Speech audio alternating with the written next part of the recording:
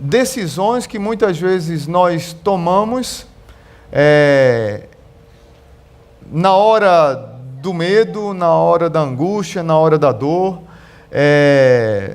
e podemos tomar decisões erradas, e Deus nos convida a nos colocar nas mãos dEle, nos colocarmos nas mãos dEle.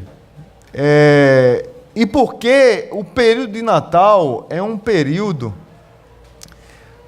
que muitos de nós parece que somos obrigados a vivermos felizes. Alguém já disse que o período de Natal é o período da maior falsidade. E, na verdade, o sentido do Natal se perdeu há muito tempo. Eu concordo, em parte, porque eu gosto muito do Natal. Eu gosto demais, eu gosto de árvore de Natal, eu gosto de enfeitar a árvore, eu gosto de estar junto com a família, com amigos, ao redor da árvore. Não idolatria árvore, não é isso, né? Tem pastor que fala mal de árvore, ele pode falar, eu o pastor que fica lá na árvore. Eu gosto das luzes do Natal. Eu até perguntaram, pastor, a igreja vai enfeitar a igreja? Não, a gente está com contenção de gasto por causa do terreno. Mas eu queria a igreja toda enfeitada, cheia de luzes, a gente fica tudo assim abestalhado mesmo. Eu gosto de Natal, Natal é bom demais. Mas é verdade, eu concordo, que nesse período, e aí eu não olho com maus olhos, eu olho com bons olhos, nesse período as pessoas meio que ficam mais quebrantadas.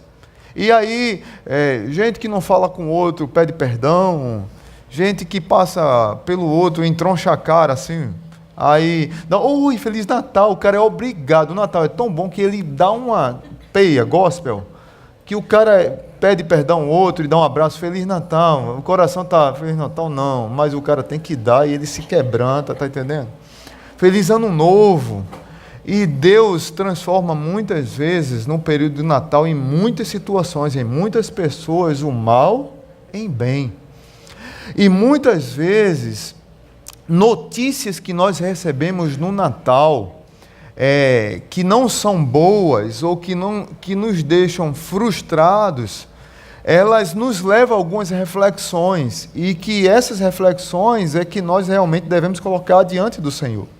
Então hoje eu queria falar de uma pessoa que eu sou fã na Bíblia, e que pouco falamos dele, que é José, o marido de Maria. José é um cara top 10. Toda vez que se vê José na Bíblia, eu não vou falar muito, porque fala pouco, mas tem muito a falar dele. Mas eu vou citar alguns textos aqui que cita José, e os textos que, quando falam de José, falam de um homem extremamente comprometido com Deus, sacerdote da sua casa, líder espiritual da sua família, pastor da sua casa, mesmo antes de consumar o casamento. E aí eu convido a você a abrir sua Bíblia lá em Mateus capítulo 1, Mateus capítulo 1, para nós lermos e tirarmos aqui algumas lições desse texto. Mateus capítulo 1, que é a genealogia de Jesus e o nascimento de Jesus. Eu quero ler Mateus é o primeiro livro do Novo Testamento, viu, gente? Capítulo 1, a partir do verso 18. Depois da genealogia, a partir do verso 18. Amém? Diz assim a palavra de Deus. Foi assim o nascimento de Jesus. Maria, sua mãe, estava prometida em casamento a José, mas antes que se unissem, achou-se grávida pelo Espírito Santo. Por ser José, seu marido, um homem justo e não querendo expô-la à desonra pública, pretendia anular o casamento secretamente.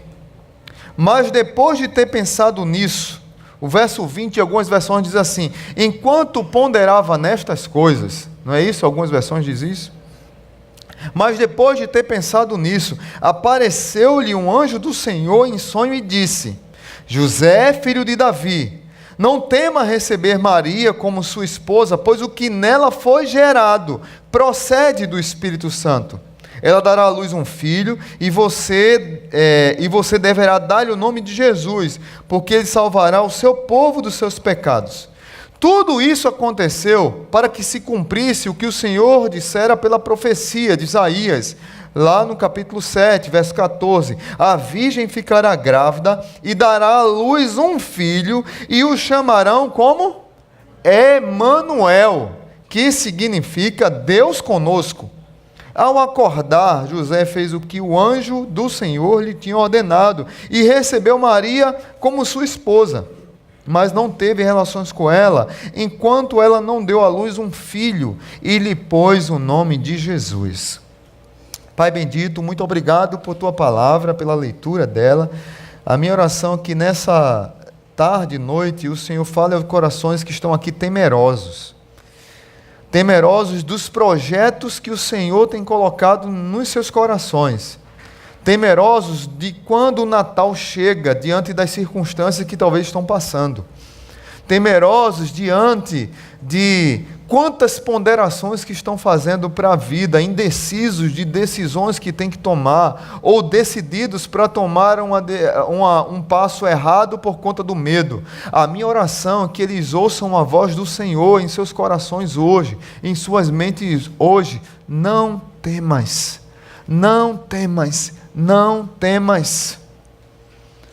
José ouviu essa voz, José insistiu em obedecer a Deus, mesmo diante de todas as circunstâncias serem contrárias a ele. E o Senhor o honrou, e ele foi o pai do seu próprio Salvador. Que palavra maravilhosa, Senhor. No nome de Jesus, amém. Queridos irmãos, 3 lições para a minha vida e para a sua. Olhando para essa história, vocês estão vendo aqui um homem que está prestes a ser pai do seu próprio Senhor e seu próprio Salvador. Casado com uma jovem, muita gente, alguma tradição cristã diz que José era mais velho e talvez já tivesse sido casado, outros discordam disso, a Bíblia não está preocupada em responder isso. O que a Bíblia está preocupada em mostrar para a gente é que José era um homem temente a Deus, justo, íntegro, e que era extremamente obediente a Deus. E casou com uma jovem, provavelmente de entre 15 a 17 anos era a idade de Maria. Que ela abriu mão na sociedade moderna, digamos, de todos os seus planos de conquistas profissionais e de dinheiro para se dedicar ao Senhor. E José abriu mão da sua moral, da expectativa dos homens machões que pegam todas as mulheres e que são aqueles pegadores. Tinha um comercial antigamente de telefone, do ligador, não sei quem lembra, o ligador, e tem os jovens que são os pegadores, né? Então José, ele fugiu dessa expectativa, mas ele ponderou em alguns momentos em deixar Maria. Como eu disse para vocês, eu gosto da versão, nesse texto aqui, no 20, diz assim: enquanto ele ponderava nestas coisas, ele pensava em abandonar Maria. E se ele abandonasse Maria, o que é que poderia acontecer com ela? Ela poderia ser apedrejada, porque ela estava grávida. Sei lá de quem? Do Espírito Santo. Que história é essa? Mas ele não fez isso. Mas na cabeça dele, enquanto ponderava nessas coisas, imagine o que ele poderia ter pensado. O que é que a minha turma vai dizer? Caramba, eu vou casar com a menina que já está grávida? Caramba, que história é essa? Eu vou assumir um filho que não é meu? Vamos cair na real, gente. Esse foi o Natal de José. Você está entendendo? Vamos para o mundo real. O Natal de José foi assim. Natal de José não foi essas luzes todas que nós imaginamos, essa alegria toda, não, foi um Natal de reflexão, foi um Natal de medo, de temor. Como é que vai ser minha vida, o que será, e agora, e a vergonha e a humilhação na sociedade, e se eu deixar essa menina, ela pode ser morta, mas ela me traiu. Imagine quantas ponderações José fez durante a noite, diz a Bíblia que ele passou a noite ponderando.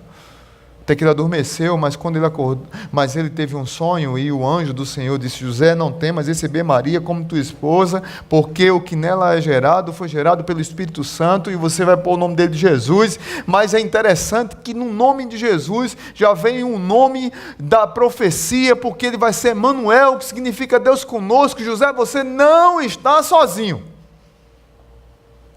No meio das aflições do Natal, das notícias ruins do Natal, por isso que às vezes eu fico em crise, quando eu escuto da boca de alguns crentes que é só vitória, vitória, vitória, vitória, e nem sempre é vitória. Às vezes vem medo, às vezes vem doença, às vezes vem notícia ruim, às vezes vem morte, às vezes vem perda de emprego, às vezes vem família em crise, às vezes vem divórcio, às vezes vem filho saindo do caminho do Senhor, saindo de casa, às vezes vem um diagnóstico ruim. Tantas coisas podem vir no Natal. Mas a palavra de Deus diz para nós que nós não devemos temer. Concordo com o apóstolo Paulo, que até mesmo na hora da crise, da angústia, Paulo cantou, como disse Tassiano aqui, na hora da crise nós cantamos, transformamos a dor em poesia, mais ou menos isso. Mas nós podemos chorar e ficar tristes.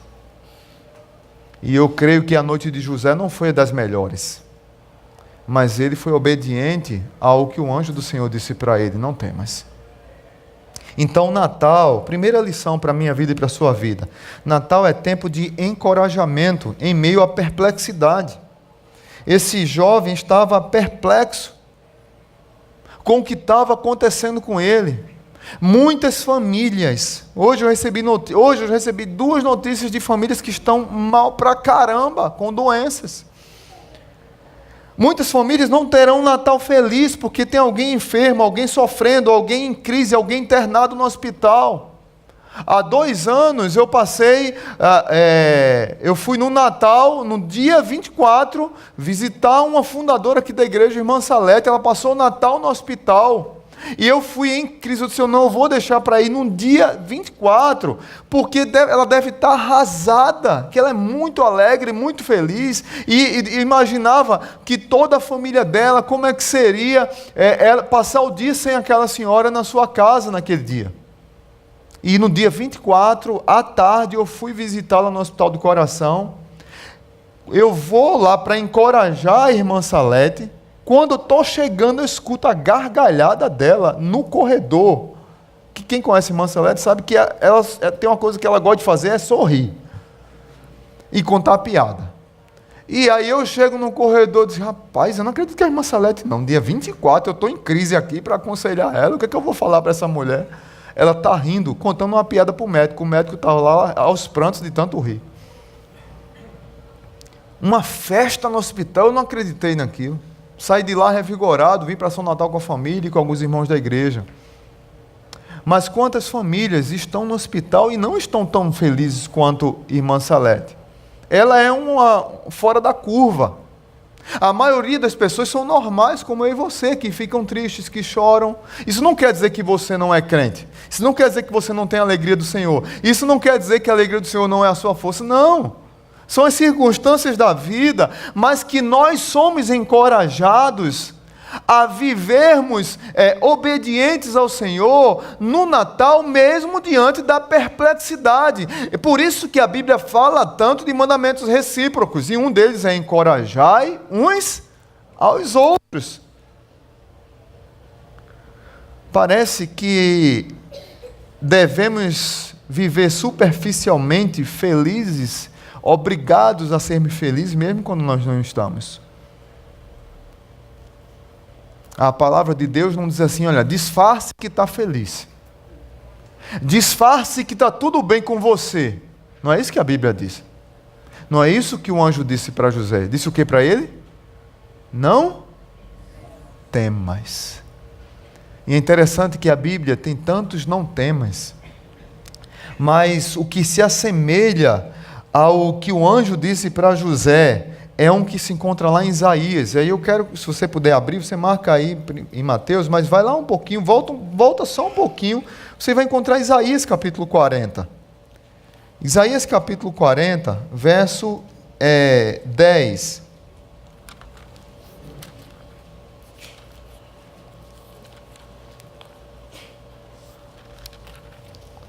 Isaías capítulo 40, verso 10. É um texto de consolação. E a ideia aqui é essa mesma aqui. Diz assim: o soberano, o Senhor, vem com poder. Com seu braço forte ele governa. A sua recompensa com ele é... gente, eu li errado, desculpa. É 41. 41, verso 10. 41, verso 10.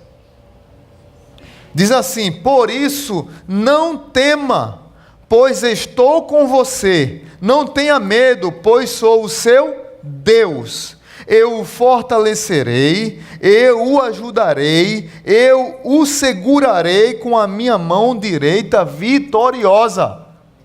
Como é o nome de Jesus? É Manuel, que significa o quê? Deus com... O que é que diz Isaías? Por isso não temas, pois estou com você. Não tenha medo, pois sou o seu Deus. Eu estou com você. Emanuel, Deus conosco. Deus não está dizendo para que você não fique perplexo. Você é um ser humano, você vai ficar perplexo com as circunstâncias. Você vai ter medo das circunstâncias, você vai chorar com as circunstâncias. Mas o que a Bíblia diz é: não temas. Não temas. O verso 13, veja o que aqui diz o verso 13 de Isaías 41. Pois eu sou o Senhor, o seu Deus, que o segura pela mão direita e diz a você: não tema, eu o ajudarei. A mão direita de Deus no verso 10 é o que? Uma mão vitoriosa. E aí ele diz no 13: eu te seguro pela minha mão direita. Agora vamos para o 43 de Isaías. Capítulo 43.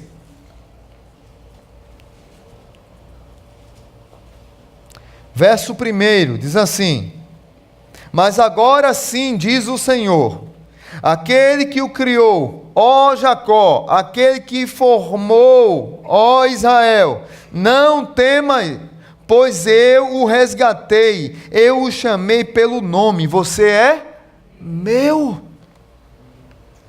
Ou seja, Natal é tempo de encorajamento. Natal é tempo de ouvir Deus dizendo para mim e para você: não temas, não temas, não temas. Eu não sei qual a circunstância que você entrou aqui hoje. Eu não sei a crise que você está passando, o sofrimento. Eu não sei quais são as ponderações que você está fazendo para 2018. Como é que vai ser? Como é que vai ser daqui a uma semana? Como é que vai ser a crise? Como é que vai ser o país? Como é que vai ser a política? Como é que vai ser a doença que apareceu? Como é que vai ser a escola do meu filho? Como eu vou pagar a escola? Eu não sei. O que eu quero dizer para você é que isso é legítimo, porque você é ser humano. Ponderar é legítimo. Só tenha cuidado para não tomar decisão precipitada, mas ouça a voz do Espírito dizendo para você: não tema. Deus é com você. Você não está sozinho, você não foi abandonado, você não foi esquecido. Ele é Deus conosco, Deus é Emanuel. Ele te segura pela mão direita, e a mão direita dele é uma mão vitoriosa. E o filho dele, que eu gosto de dizer sempre aqui no Natal, no lugar de você dizer Feliz Natal, diga feliz o quê? Feliz Jesus. Feliz Jesus. E feliz Jesus é feliz Deus conosco. Feliz Jesus é feliz Emanuel. Feliz Jesus é feliz a minha mão direita te sustentará. Tem outro significado, muda tudo, né, gente? Porque nós esquecemos o que é Natal. E Natal virou consumismo. Mas Natal é Cristo. É o Senhor na nossa vida. Então, segunda lição eu queria passar agora. Primeiro, Natal é tempo de encorajamento em meio à perplexidade. Segundo, Natal é tempo de confiança em meio à solidão. Está aqui José, nessa situação, solitário, à noite sozinho. Talvez alguns possam dizer: José tinha um plano para a vida. O plano dele foi sabotado. De forma alguma. o plano de José não foi sabotado. O plano de Deus é que estava sendo cumprido, e Deus estava usando José para cumprir o plano dele. Porque muitas vezes, e aí eu quero trazer uma lição para o nosso mundo de hoje, nós constantemente estamos preocupados com o nosso bem-estar, com a nossa reputação na sociedade, com a nossa fama, com a nossa visibilidade na sociedade, como as pessoas olham para nós, como as pessoas pensam de nós, o que as pessoas vão falar. E Deus, e eu fico tentando imaginar José passando por todas essas crises. E Deus está dizendo, olha, quem manda na terra sou eu, o plano é meu, e eu vou lhe usar, José. Topa? Ou não topa? Ele passou a noite em crise, normal. O Natal para José foi um chamado à confiança no meio da solidão. Porque muitas vezes Deus nos chama para algo que a sociedade vai dizer, está louco, está maluco. Muitas vezes Deus nos chama para fazer algo que as pessoas dizem assim, caramba, você vai ganhar menos? Caramba, isso dá dinheiro? Quem é o nosso Deus? Sempre as pessoas põem dinheiro, a opinião dos outros, a visibilidade na sociedade, o que os outros vão dizer. E virou tão normal esse tipo de questionamento que talvez alguns aqui, com essa minha mensagem agora, estão dizendo, o pastor está doido, o pastor está maluco. Isso não é coisa que diga, vai o cara tomar uma decisão maluca. Não, então José era um maluco. E por ser maluco, ele foi o pai do Salvador dele, amém?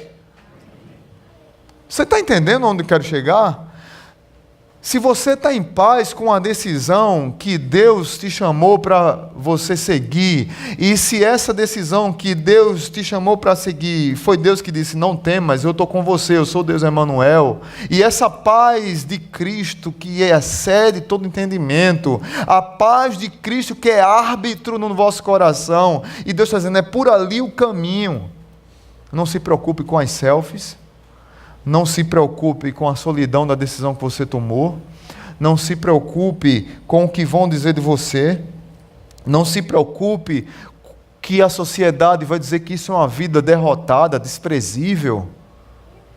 Se preocupe em agradar o Deus que te chamou para ir para aquele caminho. Amém? Porque muitas pessoas não querem ser pastores ou missionários? Porque não dá dinheiro. Porque a sociedade diz, cara, tem que... Só depende, né? Depende, porque hoje tem uns pastores aí que só Jesus na causa, né? Eu acho que é ele que é o dono do ouro e da prata, não é Deus não. É alguns pastores, né? Mas por que, está Júnior aí que trabalha com missões? Por que tão pouca gente, hein, Júnior? Quer seguir o caminho vocacional, que eu digo no caso ministerial. Às vezes Deus chama, o cara tem um chamado, Deus está incomodando o coração. Não, mas eu vou abrir mão de uma carreira de deputado federal, eu vou abrir mão de uma carreira de juiz, eu vou abrir mão de uma carreira de médico. Não tem problema, você pode ser médico e pastor, juiz e pastor. Mas se Deus chamou para você só isso, e aí? Aí você vai dizer não para Deus? Está entendendo aonde eu quero chegar? Que muitas vezes o chamado de Deus para a minha vida e para a sua vida é um chamado de acalma o coração e entenda que Deus é Deus e Deus te chamou para que você vá. Não desista. Não entre nessa categorização de fé que anda na contramão do chamado de Deus. Porque na cabeça de muito crente é campanha da vitória, campanha do monte, campanha de acabar com todo sofrimento, campanha de acabar com a solidão, corrente disso, daquilo. Tem tudo, tem tudo corrente contra a crise, subir na monte contra a crise. Meu amigo, a vida é cheia de crise, de dor, de sofrimento, de doença, de lutas, de luto. A vida é assim. Para de ficar em busca de ter a vida perfeita. Não existe essa vida perfeita aqui na terra, porque o pecado destruiu isso. Mas nós temos o Emanuel, Deus conosco, que nos chamou e nos diz assim: não temas, e vai. Primeiro, encorajamento em meio à perplexidade. Segundo, confiança em meio à solidão. E por último, Natal é tempo de submissão em meio aos desafios. José decidiu obedecer a Deus. Interessante, né? José fala tão pouco na Bíblia dele, né? Depois ele some da Bíblia, né? Mas o que fala, irmãos, dói um pouquinho na gente, hein? Homens, imitem José. Mulheres, orem para que esses homens imitem José. Muitas mulheres, amém. A minha mulher disse amém. Olha, estou logo me queimando aqui. Tem muitas mulheres que estão dito assim: fala, Jeová, pela boca do pastor. Nós precisamos todos imitar José, mas principalmente nós homens. Natal é tempo de submissão em meio aos desafios. O desafio era grande, o medo era legítimo, a perplexidade era legítima, a solidão era real, mas ele obedeceu. Nós estamos vendo aqui, nessa festa de aniversário maravilhosa, ontem, hoje de manhã e daqui a pouco, quanto nós queremos complexar a relação do homem com Deus. E é tão simples. Hoje, a aula que tivemos hoje pela manhã aqui, ele falando, o Dr. Marcos Eber falando de como o universo contempla Deus e anuncia Deus. E todo ateu, cientista, o cara mais inteligente do mundo que você imaginar, ele sabe que ele pode estudar, mas sempre ele vai esbarrar numa pergunta. Tudo isso aqui alguém criou. E aí ele lá estava dizendo assim: pastor, eu ficava me perguntando por que Deus fez um universo tão gigante, tantas galáxias, tantas estrelas, Aí o Dr. Marcos Eber disse que Deus é exagerado e exibido. Exagerado, eu sou pernambucano mesmo, já dizer exagerado e amostrado. Vou chamar Deus de amostrado, ó. Exagerado e exibido. O Dr. Marcos Eber falou: sabe por que Deus é exagerado e exibido? Porque Deus fez desse jeito para que a glória dele fosse exaltada e contemplada. Mas nós queremos complexar nossa relação com Deus e sempre encontramos argumentos para não nos rendermos a Deus. Sempre tem uma desculpa. Nós vivemos uma geração de rebeldes. Eu fui numa escola essa semana para ver os meus filhos, se vai mudar de escola ou não, e uma das coisas que eu perguntei lá, eu estava preenchendo um documento lá, e eu perguntei na secretaria. Eu disse: aqui nessa escola, na sala de aula, quem manda é o professor ou é o aluno que o pai é juiz, ou vereador, ou senador? Aí a mulher disse: não, aqui quem manda é o professor. Eu disse: então essa escola aqui dá para o meu filho. Está entendendo onde eu quero chegar? As pessoas hoje, elas querem ser seus próprios deuses. Não existe mais limite, não existe mais autoridade, não existe mais alguém que está à frente.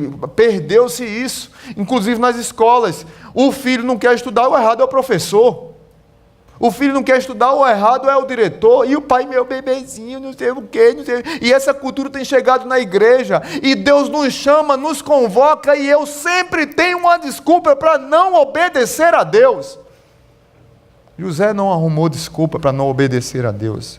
José não complexou sua relação com Deus. José não se debateu. José atendeu.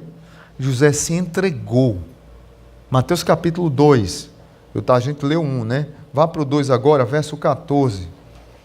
Veja o que é que diz. Verso 13 e 14. Ele era rendido a Deus, submisso a Deus, obedecia a Deus de maneira paciente. verso 13 e 14. Diz assim: depois que partiram, um anjo do Senhor apareceu a José em sonho e lhe disse: levante-se, tome o menino e sua mãe e fuja para o Egito. Fique lá até que eu diga a você, pois Herodes vai procurar o menino para matá-lo. Para aí, o 13. Aí, digamos que José disse assim: tá doido? Um outro anjo? Meu amor de Deus, eu não posso dormir que os anjos aparecem falar comigo. Levante para cá, obedeça aqui, ela está grávida, eu tenho que seguir. Sempre tem um anjo falando para eu obedecer. Eu não posso dar a contraproposta contra a senha, não. José fez isso. Veja o verso 14. O anjo mandou ele se levantar, diz a Bíblia, verso 14. Então ele se levantou, tomou o menino e sua mãe durante a noite e partiu para o Egito. Todas as vezes que você vê José na Bíblia, você vai ver um homem submisso e obediente a Deus. Você vai ver Deus falando e José obedecendo. José é um exemplo de um homem justo, submisso, que, encorajado por Deus, confiante no meio da solidão, submisso no meio dos desafios e que obedece a Deus de maneira simples. Deus manda, eu obedeço. Quem é pai aqui vai entender o que eu estou falando. Tem hora, gente, que isso é igreja, isso é instituição, tem hora que não tem explicação, mas nós temos que levantar e ir. Quantos pais ouviram dos filhos aqui, mas por que vamos fazer isso? Porque sim. Porque sim não é resposta.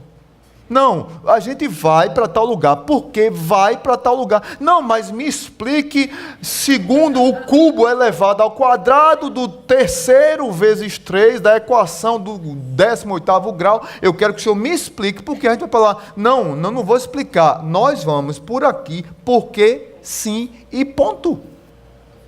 Tem hora que não tem explicação, gente. E com Deus é assim. Tem hora que eu digo assim, Deus, por quê? Eu não sou contra você brigar com Deus, não sou contra, não. Mas tem hora que você diz, Deus, por que eu vou para o Egito, Deus? Por que eu tenho que ir para lá, Deus? Por que não? Deus não, você vai e ponto, José. José obedece. Talvez tenham pessoas aqui hoje, nessa noite, desencorajadas. Deus está encorajando. Talvez tenham pessoas aqui nessa noite que faltam confiança, porque se sentem solitárias por causa das circunstâncias da vida. Deus está dizendo, não temas, confie. Talvez tenham pessoas aqui hoje que estão preocupadas com os desafios que virão. Deus está dizendo, seja submisso e obedeça. José foi esse homem. E aí, para encerrar, eu quero contar uma situação. O louvor, se quiser vir aqui, já pode. O pessoal do louvor está aí já? Não está, pode chamar, que já estou terminando. Mas eu quero resumir a história para que eu não conte ela várias vezes, que eu já contei várias. E a gente vai fazer alguma coisa para mandar para as pessoas da igreja, que na verdade é sobre a minha vida. Há alguns dias para cá, eu tenho estado bem esgotado fisicamente. E eu querendo saber o que fui procurar médico, né? E aí, um casal aqui da igreja, muito querido, chamado Elisete e Ricardo, disse, pastor, vá na nutróloga ali. Daiane também foi na nutróloga, e disse, não, vá na nutróloga, e deu nome e eu fui. Eu só vou pedir para vocês cantarem aquela música no final, O que a tua glória fez comigo. Tá bom? Avisa aí a tacinha. E assim, não, vou para o começo, porque tá gravando aqui. Então, eu estou me sentindo bem esgotado, e aí Elisete, Ricardo, Daiane, disse, não, vá na nutróloga, pastor, porque ela vai fazer vários exames e tentar descobrir o que é que está acontecendo. E eu fui na nutróloga, ela passou milhares de exames. Eu nunca tirei tanto sangue na minha vida, de sangue, ultrassonografia, desintrometria óssea, tem uns que eu não sei nem o nome. E eu fiz uma ultrassonografia da tireoide, que ela pediu. E quando eu peguei o laudo, eu fiquei meio espantado, porque mesmo na própria conversa com o médico que fez a ultrassom, ele disse, cara, tem um nódulo aqui, é muito grande, mas leve para a sua médica. E eu disse, tá bom, Tudo bem, mas eu sabia que a consulta, a volta para a médica era 22 de janeiro. E quando eu cheguei em casa, que eu peguei o laudo, fui ler o laudo, eu vi lá que o negócio não era tão bom. Que lá tem uma tabela e tem... Só que a gente quer ir logo para o Dr. Google, né? Mas eu não fiz isso, viu, gente? Eu liguei, eu tirei foto dos laudos e mandei para alguns médicos amigos. Na verdade, para dois. Para o Dr. Felipe Leão e para a doutora Ludmila, que é daqui da igreja. E aí os dois imediatamente responderam. O Felipe ligou para mim na hora, preocupado. E Ludmila na mesma hora respondeu e disse: pastor, tem que procurar um cirurgião, cabeça e pescoço, tem que ver isso que tem que ser resolvido. É muito grande o nódulo, são 4,5 centímetros. E as características dele é de que seja maligno, mas a gente não tem esse resultado ainda. E aí, Felipe ligou, disse a mesma coisa. Felipe é médico, cirurgião, e disse assim: pastor, eu tive a mesma coisa, mas eu não quis nem fazer punção para saber a biópsia. Eu já tirei logo, eu disse: rapaz, que médico frouxo. Eu já tirei logo tudo antes de saber o resultado. E eu disse: tranquilo, Felipe. E aí, ele mesmo já ligou para um amigo dele, cirurgião, de cabeça e pescoço, marcou, eu fui terça-feira, fui quinta-feira, fui terça para a consulta. O médico ficou espantado mesmo, e aí quando foi na quinta ele ficou mais tranquilo com a punção, né? E aí recolheu, exame horrível, punção, pelo amor de Deus. Aí fez a punção e o resultado da biópsia sai dia 21 de dezembro. Mas o que é que tem de fato definido nesse quadro? É que eu vou ter que fazer a cirurgia, independente de for maligno ou benigno. O nódulo é muito grande, tamanho de um limão grande, 4,5 centímetros. Na tireoide, ele disse: se você tirar metade, só o nódulo, pode nascer outros nódulos na outra parte. Então eu sugiro que tire tudo, porque você de qualquer forma vai tomar remédio para a vida toda de hormônio. E eu disse: doutor, então por mim o senhor tira tudo. E o que a gente tem que fazer é só, quando sair o resultado, marcar a cirurgia, ou para esse ano, ou para o próximo. Falando com alguns médicos, amigos, eles dizem assim: não, é melhor fazer logo, esse ano. Outros dizem: pode esperar mais um pouco. Então, assim, na conversa com ele, dia 21, a gente vai decidir isso. Mas por que eu estou trazendo isso aqui para a igreja?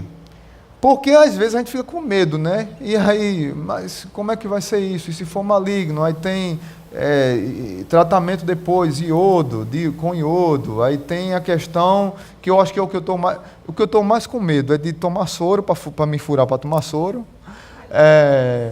Eu não gosto disso, os irmãos sabem. Estou com medo de ficar mudo, porque quem faz a cirurgia passa pelo menos uns... Tem gente que não tem nada, mas tem gente que passa um mês sem falar. E eu falo pouco, mas eu gosto de falar, né?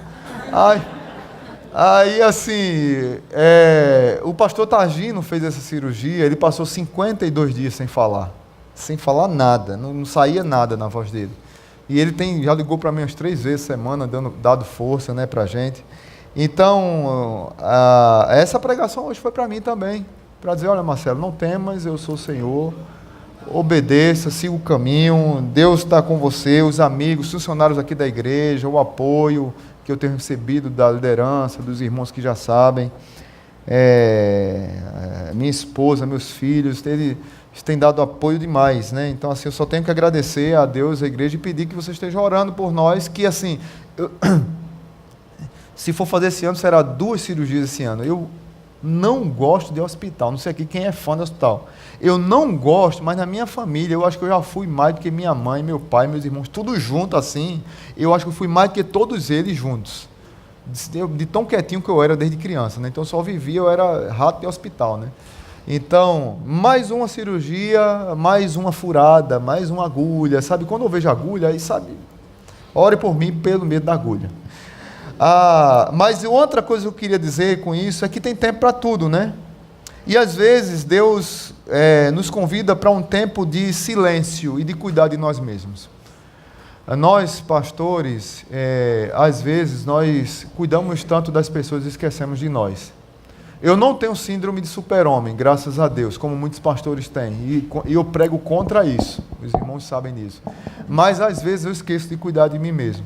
E às vezes Deus dá uma freada brusca na gente para dizer assim, ó, cara, tu vai parar e vai olhar para a tua vida.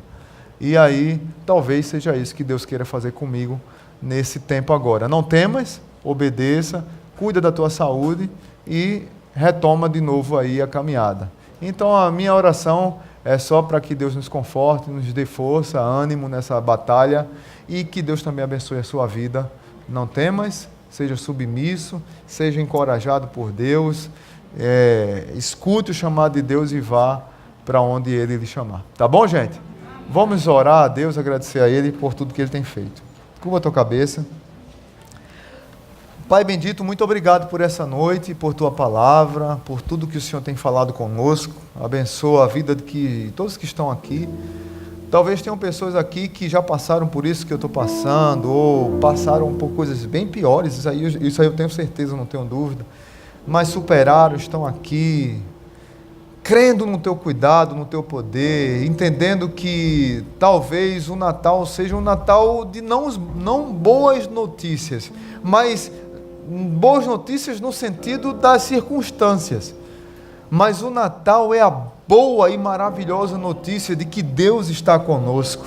O Emanuel nasceu, o Emanuel já veio, e para nós o Natal sempre deve ser motivo de alegria no sentido de paz, de submissão a Deus, de encorajamento, de tranquilidade, independente da festa, independente do consumismo, independente da comunidade junta. O Natal é hora de esperança para entender que não fomos abandonados ou esquecidos. Deus está conosco. O Deus Emanuel, o Senhor Jesus. Muito obrigado por Tua palavra que nos anima, que nos constrange a Te obedecer, a Tua palavra que nos convoca à submissão a ela e ao Senhor, a Tua palavra que nos traz paz.